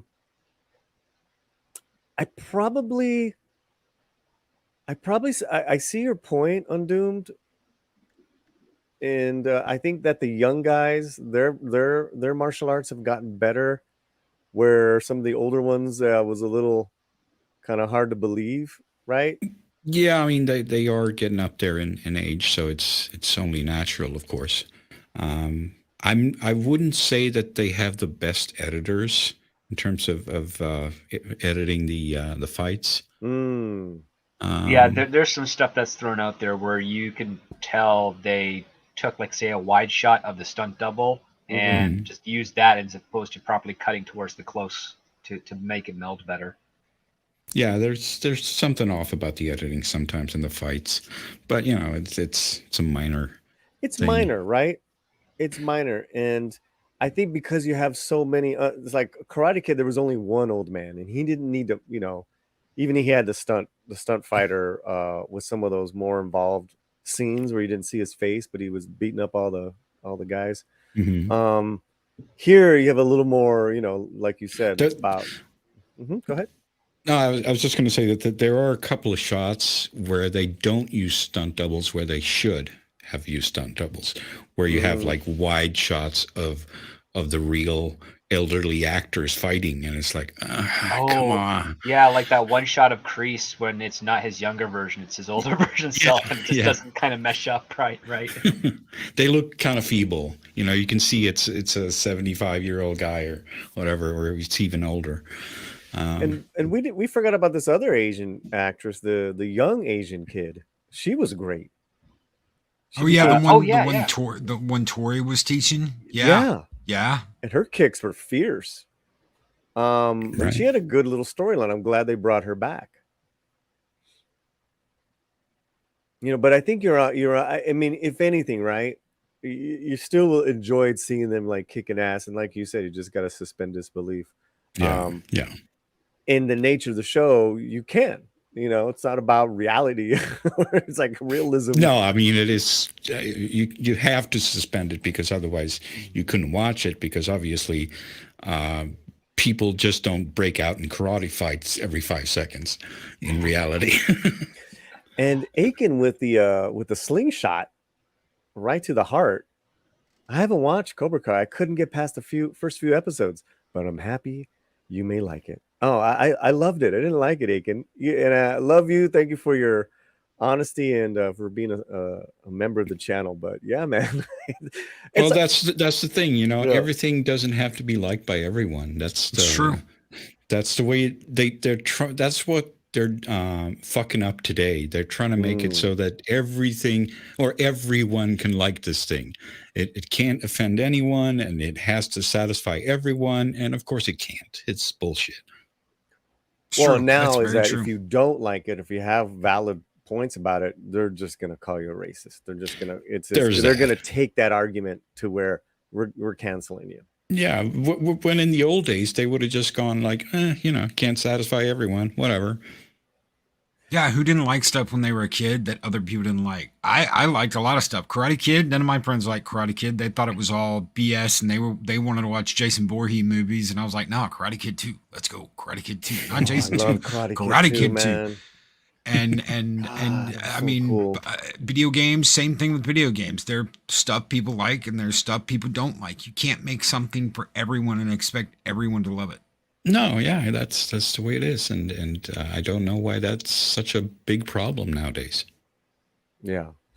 Well, because the activists have what's that same script, like the lunatics are running the asylum. Right. That's what it is right now. So it's a breath of fresh air when they aren't running it, because you're like, oh yeah, that's how it used to be. Yeah. Yeah. That's how it used to be. Like it's just a story. It's just a story. Not trying to sell you anything. Yeah. Loved it. I think we hit on it. Is there any element of season 5 that we missed? We got I mean, I guess we talked about it, but I just wanted to point out that I liked, I kind of looked at the thing between Robbie and Miguel and Johnny as sort of the heart of it. I really enjoyed that part. Yeah. That was kind of the heart of the season for me. And I would say I'm remind everybody, I'm not being a downer here. I'm not. I can see Netflix canceling this. People are going to say you're insane. People are going to say you're nuts. They've done that before, and I've been right too. But I can see them going, you know what? We don't really need this, and cutting it off here and saying that's it. That's why it didn't get any press. That's why they didn't split the season up into 2. God, I hope I am wrong. I really hope you're wrong. I do, but I'm getting this feeling. We've had excellent shows canceled before before. I certainly wouldn't put it past Netflix. For sure. But this is a global phenomenon, this television show. It has been now for a few years. This is a global hit. Well, it really either is. way, they ended it pretty good. So I mean, if it is canceled, it didn't end on a cliffhanger. So there's that. If Netflix cancels it, I can think of HBO Max and Paramount Plus and Amazon fighting for that 6th season for on their side of things. I hope so. I could really easily do. see them doing that. Because the that's interesting. showrunners said at the end of, as soon as a season came out, they're already back to filming. And they're sitting there right now waiting for Netflix to give them the thumbs up so they can start filming season 6. Right. They're just sitting there waiting for the approval to go ahead and start.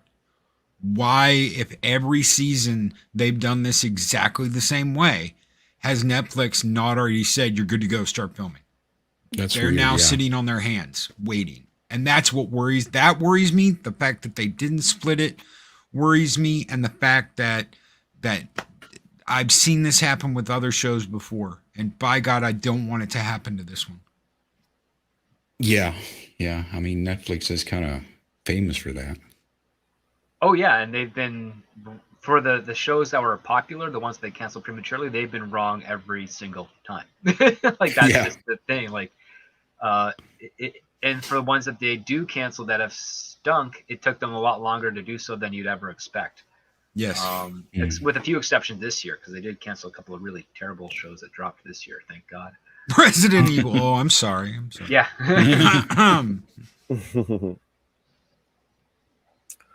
But again, with the brand recognition and the reliability of the fans that have been interacting, because you just take a look at Twitter or Instagram and Cobra Kai and search Cobra Kai, you've got lots of posts, but you also got hundreds, if not thousands, of interactions per post, which is pretty unprecedented in social media. Sometimes you get like a splurge of like thousands upon thousands of posts, but the average interaction is maybe between 50 to 150 things, because a lot of the followers have a lot of the people posting a very low follower count. But it doesn't seem to be the case with Cobra Kai. And if Netflix does screw up and say, hey, we're not going to do this for a 6th season, again, Warner Brothers, HBO Max, Paramount Plus, Amazon, they will easily come in, especially if they're like, yeah, we have season 6 ready to go. All we have to do is the okay for Puns to shoot it. It's like, yeah, here you go.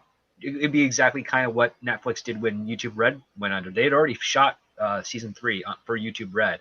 Netflix just came in and said, no, we'll take this since YouTube Red is going under. And YouTube Red would only have that Cobra Kai season. I guess it's just if they stayed on one more year. Yeah. I guess it's just a matter of when the contract runs out, because they probably have some stipulation that they have to wait now for Netflix to make up their mind. I mean, that would always be the case. You would think after the last week, with it still being number 1 on Netflix, they'd be like, okay, go right ahead. Let's do this up, because they shot seasons 4 and 5 relatively close together, so they could release them this frequently. And if they shot season 6, say during the fall in Atlanta, they'd probably have to take a break because of the weather and then come back in the early spring to wrap it up. They could have it ready for this time next year without any issues. Yeah. So. There's I'm trying to find the actor. We didn't bring him up in Chozen's backstory, which we know was that montage with him and his uncle Sato. And you had a young actor kind of who looked like I forgot the original actor who played Sato. But you had the younger guy there, but when the kid put the pillow inside the sand, right? Yeah. He puts the pillow in the sandbags. What'd you guys think of that? I dug it. Yeah, I'm trying to remember now. What was he was being cowardly or something, right? Correct. He was being cowardly, and I think his Shosen's change came right after the fact that he lost that fight to Danielson, and that's when he's no longer throwing his fingers into the sand with the pillow underneath. Yeah, well, he was cheating the villagers. If you remember that from Karate Kid 2, he cheated the villagers with the weights, and he was doing all kinds of underhanded shit.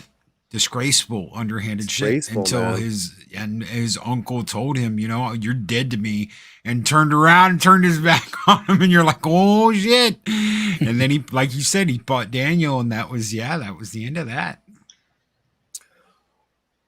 So the Right. younger version is played by Danny Kamekona. Okay. And he is liked our stream the other day, and I got all geeked out.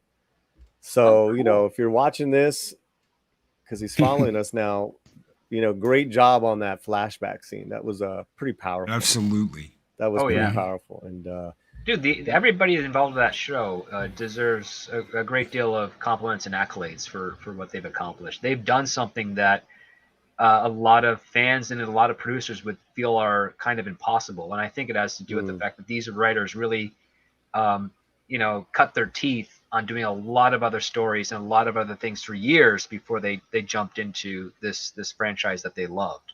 And I think because they had all that experience, they're like able to divorce the fan impulses of things and reconcile that with, okay, we know the fans would really like this, but how can we make this the best it can be at, as opposed to just giving them exactly what we expect from or what they would expect. Because that's what I really love about Cobra Kai, is that it probably hits all the beats that a fan would love to see, but not in the method or in the direction that you would expect them to take. And I think that's what gives it the life and the ability to maintain its quality, is that it still surprises the audience with the choices it makes, even though once you get to that end, you're like, I totally see that's exactly what should have happened, or that's exactly makes sense. But on the journey there, you're kind of like, what's going on? I can't believe they're doing this. Holy crap, they're going in this direction. This is great. This is crazy. This is they're able to play with the heartstrings and the emotions of the fandom without betraying them, or without patronizing them by saying, here's your Jurassic World Dominion, Sam Neill and Goldblum and you know what's her name, all in that one shot. There you go, you plebs. Now move on. We're going back to the story. They don't do that here. They're like, okay, we're going to put these two together. We got to make sure it has something more to it than just putting it together. Right. And that is exactly the mentality that you should be having, whether you're a fan of a property or writing or not. It's like, okay, if we're going to put these characters together, what's the most interesting way we can put them together? What's something that every writer would do? And then you write all those options down, and then you put them all in the trash. You're like, we're not going to do any of those options. We're going to go in this direction because no one else would think of it, and it still doesn't betray what we're trying to do. And that's where you get the awesome moment of Amanda being cousins with Jessica from Karate Kid 3, and just loving the fact that Chosen is completely done an about face from his cinematic counterpart. so yeah, and it happened over a couple of seasons, right? Yep. And that's not just like one episode, right? It was perfect. We should have seen it coming, because Amanda does talk about her story where I think she mentioned she's from Ohio, and it's like, oh wait, isn't that the same place that Jessica said she was from when she's going back east? Right. And it's like, okay, they maybe had a plan of this, or maybe it was a coincidence, who knows? But they had some sort of idea. And then on top of that, the fact that Mike Barnes, he's not a martial artist's character anymore. He fell in love with a woman whose dad owned a furniture shop, and he's now in charge of it. And he's basically a retailer and a crafter of furniture, and finds expensive furniture. And it's like, no one would think to go that way with Mike Barnes, but these guys did, and they made it work. Yeah, that was a pretty funny scene when they came in there, and it sounded like he was a mafia boss or something, ordering a hit. Yeah, and he had the little legs. He had the little machine. Oh, this is gonna work out well, right? Yeah, you know, we're gonna I'm gonna cut off the legs. Cut the legs. Is that what he said? Was that the I line? want 50% commission. Yeah, yeah, and it was kind of seedy. Yeah. That was good. That was good.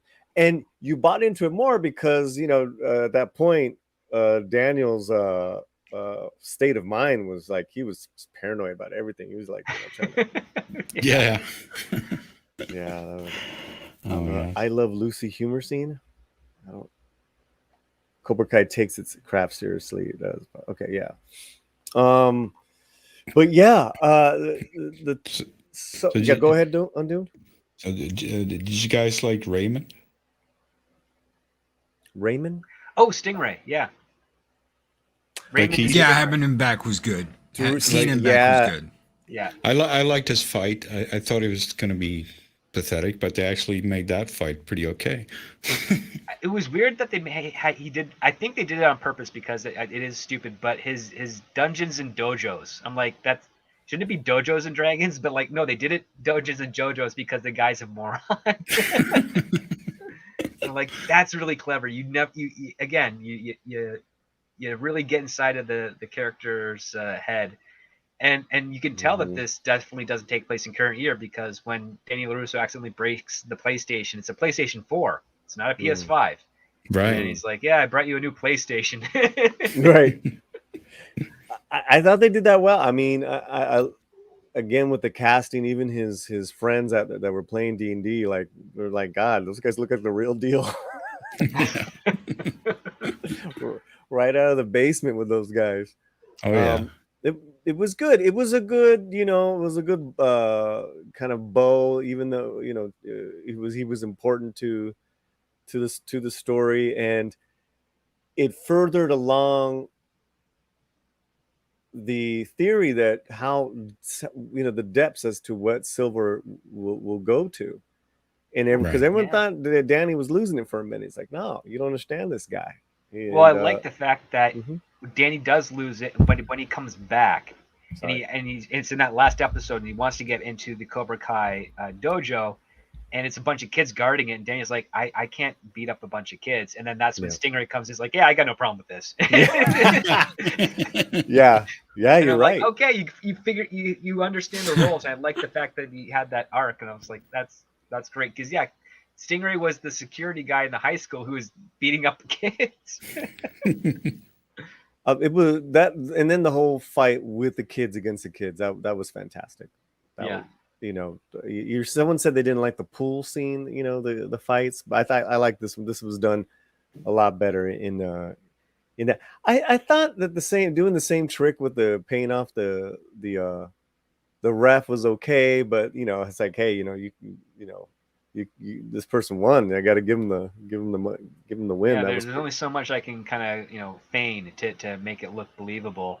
I really like that part at the end when Johnny Lawrence, he's getting the crap beat out of him in that little trophy room or the armory. Oh, and then the sonogram photo comes out, and he sees it, and he just gets this huge burst of like energy in his second wind, and then beats up all the guys except for one. But when Mike Garnes comes back, because he was knocked out pretty brutally, he comes back and he saves him. And Johnny Lawrence is like, yeah, I did most of this. He's like, damn right you did. I like too that, because you thought like, did they just kill Chosen? Did Silver just kill somebody? Because you kind of believe like, no, they're just flesh wounds. He's like, the serious flesh wounds. Yeah. That was kind of weird. I mean, he just hit him in the back a little bit with a sword, and he immediately became unconscious. That bothered me a little bit. I just think that they did that on purpose, and then they brought him back at the end, like you said, because it's like, hey, we're Cobra Kai, we're not gonna kill. Wait, was he hit with the back of a sword or like with like a statue? Because I thought he got hit in the back of the head with a statue. No. He cut him in the back. That's Mike Barnes. Oh no, Mike. Yeah, that's Mike Barnes. Chosen was cut in the back, and I'm like, ooh, that's a. It was a nice cut, but it wasn't something that would have made you unconscious. Maybe the shock. Possibly. Back. Shock to the body like that. Yeah, well, but he was unconscious before he hit the floor. Shock takes a couple of minutes to set in. Come on. Yeah, shock is a journey. It's not instant. Yeah, it was like a Star Trek hypo spray, off spray. But in Doomed, I really believe they kept how he is. Did he make it? They kept it away from us for a minute on purpose. Yeah, that was probably on purpose. He shows back up in a limo with Mike Barnes. He shows up in the limo. That limo. We were supposed to think he was dead, but that was what we were supposed to think, and I didn't really think much about it except for the fact that I was like, he got killed with that little cut. That's weird. but then he comes back, of course. He got cut a lot. That's the What- other part. yeah, It's like they got like, thrashed. They in, got in that was the arm, that and was the back of the leg, and the back. Yeah, it's I- just a Darth- flesh wound. Darth Plato throws out that comment. I felt the same way. He had just talked to Kumiko, and then that happens, and I'm like, oh shit, Yeah. that's it. Well set up, but you can tell if they do a season 6, he's going to be in the hospital, and Kamiko is going to be right there waiting for him to wake up. gotta go. Well, Chosen bye-bye. Daniel-san told me you were so courageous. He's like, I was. I I fought to brought the honor death. to Sato. I brought honor to Sato and Miyagi-san. You're so brave, Chosen. I can see it. That was great. That was great, man. That was great. All right. Well, I think one thing that I did want to another character that did suffer, and she was really good for a minute in the last season, was Machio's real life daughter. She plays like She plays the cousin Louis' sister. she's great. Yeah, She was great, and she's dating a noosh now. she's dating Yeah. a noosh for like, and it's like, oh, there's just a lot of characters in this show.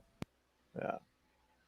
So, well, indeed. Well, I think we are gonna wrap it up, guys. This was a lot. Let's get final thoughts from you guys, and I'll come up with the final voting poll. If you haven't voted yet, hurry up and vote.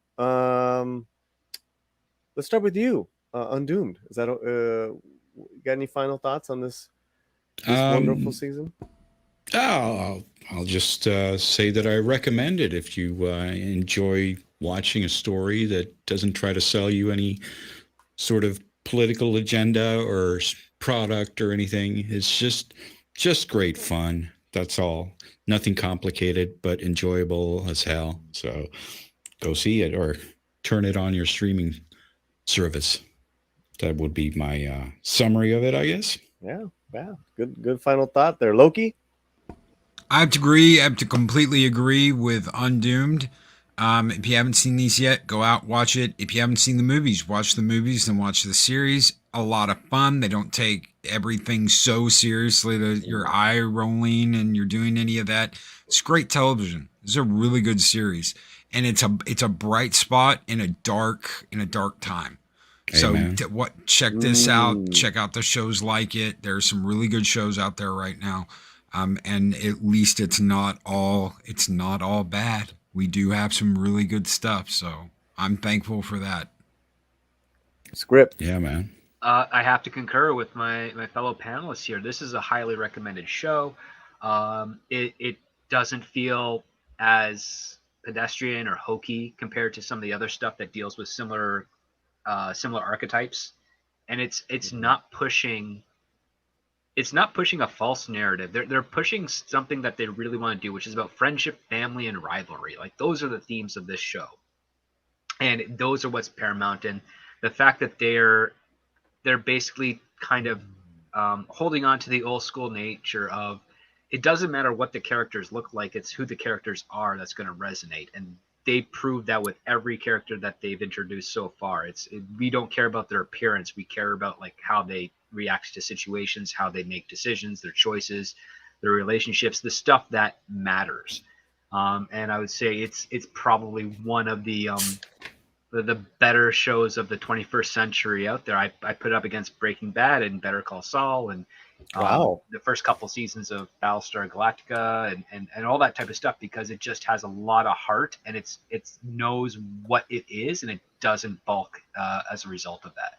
So please check it out, share it on social media, let the creators and the fans know that you love the show, and Netflix that you love the show, and hopefully we'll get to see it go to a proper, like, solid conclusion. That'd be wonderful, and exactly what this show deserves. Here. Here, you guys have spoken in the chat. I believe, 85 votes, 71% excellent, 17 good, 7 sucks, 3. Let me go back. 7 okay. 7 okay, 3% sucks. To that 10%, y'all need to look at your lives again. I was like, I'm just kidding, guys. I'm just kidding. Um, to add to that, there is a lot of really good television out there. And the channel always, lets you guys know, television and film, what is really good out there. And maybe you'd never heard of it, but in regards to Cobra Kai, one thing we just didn't really talk about was they were not afraid to also let you know how they felt about family, about having children, that it's a miracle. And I was like kind of in shock they actually used that language, like that people were like excited for Carmen's baby and it's a miracle and this and I was like, yeah, it is. What was it, like tiger dragon condoms or something? Some sort of fake brand? Oh my god! Oh my! And he wanted his money back. He wanted a refund, Loki. He's like, he didn't even buy it from this pharmacy. He's like, I don't care. Yeah, he wanted a refund on his condoms. Yeah, bring in the used condoms. Like, yeah. Oh, that was I want my awesome. money back. Why? This didn't work. Ugh. They're only 97% effective. You know that, right? And yeah, no, I was just very pleasantly surprised, and also to what it says about fathers and sons, whether they're traditional, non-traditional. Johnny rose to the occasion to bring this whole family together. It's really beautiful, man. Really beautiful stuff. Men and sons in regards to martial arts, because the original first relation, well, both relationships were original, right? In Karate Kid, Light and Dark, Miyagi and Daniel, Kreese and Johnny, just fantastic, because both of them didn't have the proper role model father figure at home. And like you said, and like what everyone else says in the chat, this is what the story's about. They have not veered away from it for any other reasons, then this is it. And that's what I've always loved about Karate Kid, and now Cobra Kai. So that's beautiful stuff. All right, great show. Thank you, Julie. And let me thank the mods. Let me thank all you people in the chat. If you're new to the channel, please subscribe. If you think you are subscribed, double check. Just do me a favor. Call me silly. I don't trust YouTube. Double check. And finally, but more importantly, make sure you are subscribed to all these gentlemen on this panel, including Tom. I want to thank Script Doctor, Stone Loki, Undoomed, and Tom of Midnight's Edge. You guys were great. You guys are great. Thank you. Oh, thanks for having us. Yeah. Yes, indeed. Thank you for having us, Paulie. Sure, brother. And thanks for sharing that vinyl. That was glorious. Oh, I love it. I love it. I love it. Yeah, that was pretty cool. When it came with that cassette, I was like, it comes with a cassette. I haven't seen a cassette at Brazil anywhere in 20 years. I mean, where are you going to play it? Hold on a second. Go. Oh, I've got a stereo with 2 cassette players still. Really? Yeah. I don't have any of that stuff. My multi setup, I've got a CD player, a stereo, a record player, tape player, all in one. Ooh, there you go. Oh my god. Sanyo stereo. Sanyo stereo. This like thing, a I have the real back. Walkman. It's worth a lot of money. It actually is worth a lot of money. Okay. No, like I looked it up. I was like, oh my god, yeah, let's pop that puppy in there, man. Shoot.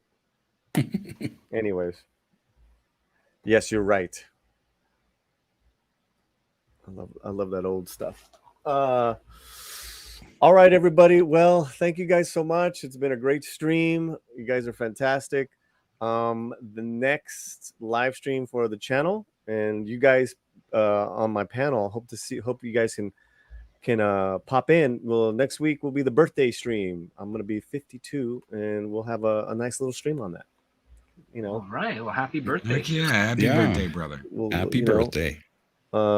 All right. Anything guys want to say about your channels or anything special you guys are doing? You guys want to talk about real quick? Nope, I'm good. I've got a show coming up later tonight with Adega Outlaw. His new book Revolution has just come out. We are Ooh. giving those away to members. But he has got multiple books out now. So he's got Children of the Directive, he's got Evolution, he's got Revolution, and he's got The Blood Witch. He's got his second part to The Blood Witch, which is like a prequel he's got coming soon. Adega Outlaw is killing it with original IP material, universes that he has created. Absolutely awesome, guys. Check them out. They're for sale on Amazon. That's great. That's great, guys. That's later tonight. Yep, later tonight at 7 p.m. Central. There you guys. There's the link to Loki's channel. All right, mi gente. It's been fantastic. Remember, if you are a member of the channel, your name will be in the closing credits. And wherever you're at, I always say keep your slam fuerte, which means strength. It means keep it strong. Wherever you how you see it, just you know, live on those feet, man. All right, everyone, take care. Bye.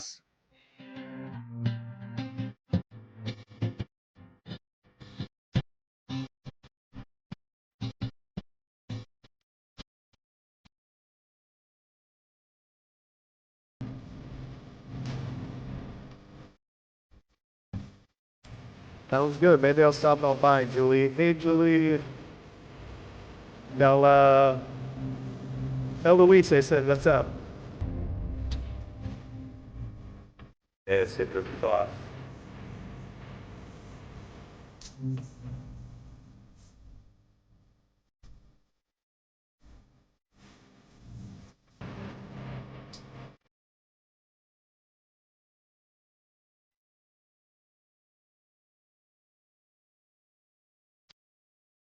You remember to see your name. Thank you, everybody. Members. I'll update this next couple days, I promise.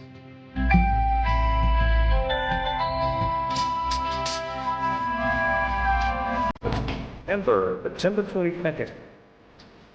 What is that, next Wednesday or Thursday? Stop there. Stop!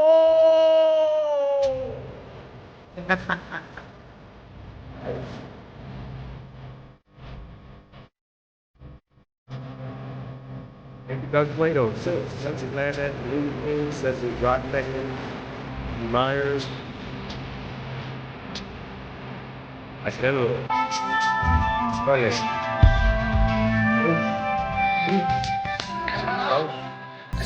Bye.